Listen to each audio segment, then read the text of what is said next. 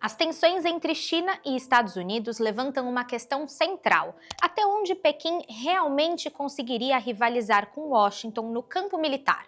O exército da China impõe medo aos Estados Unidos? Apesar dos avanços recentes, os americanos ainda têm larga vantagem em tecnologia, experiência e alianças.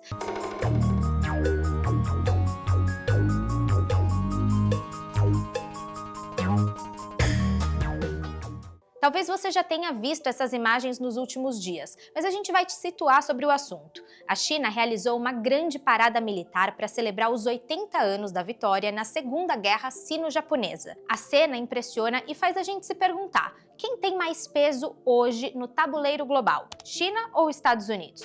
Esses soldados marchando ao lado de Xi Jinping fazem parte do Exército de Libertação Popular, braço armado do Partido Comunista Chinês. A principal função dele é proteger os interesses do partido e do país, exatamente nessa ordem. Tecnicamente, o serviço militar é obrigatório e a China tem mais de 2 milhões de soldados ativos, o maior efetivo do mundo. Nos últimos anos, Xi Jinping deixou claro que quer transformar esse exército em uma força militar de classe mundial. E é verdade que, em algumas áreas, essa força até supera os Estados Unidos. Na Marinha, por exemplo, a China tem hoje a maior frota em número de navios, mas quantidade não significa superioridade. Os navios americanos são mais avançados e com maior alcance. Além disso, os Estados Unidos mantêm porta-aviões e uma frota inteira de submarinos, tudo com propulsão nuclear, algo que a China ainda não alcançou.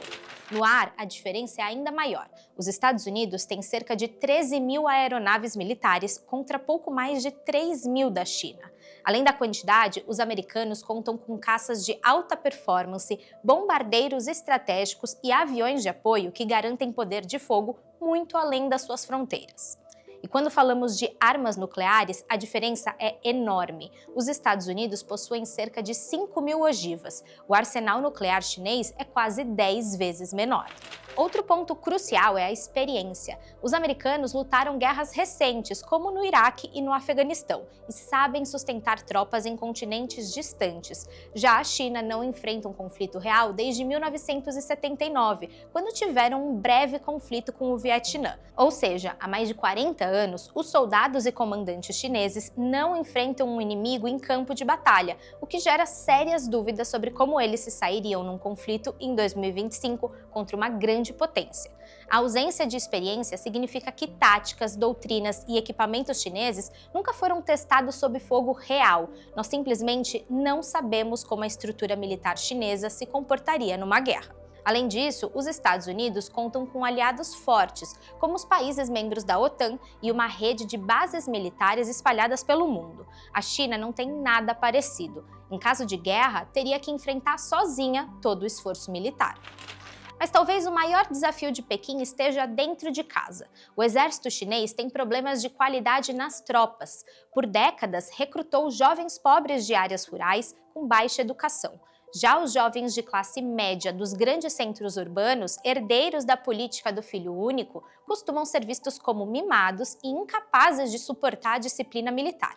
Outro ponto que preocupa é a corrupção, que por muito tempo afetou as Forças Armadas. Subornos, desvio de recursos, nepotismo e enriquecimento ilícito de oficiais são comuns, e esses problemas nem são escondidos do público. Xi Jinping vem conduzindo uma campanha anticorrupção, inclusive punindo oficiais de alta patente. Em 2023, pelo menos 15 generais e executivos da indústria de defesa chinesa foram removidos do cargo por corrupção, a maior limpeza desse nível em muito tempo. Mas o problema, é claro, não desapareceu.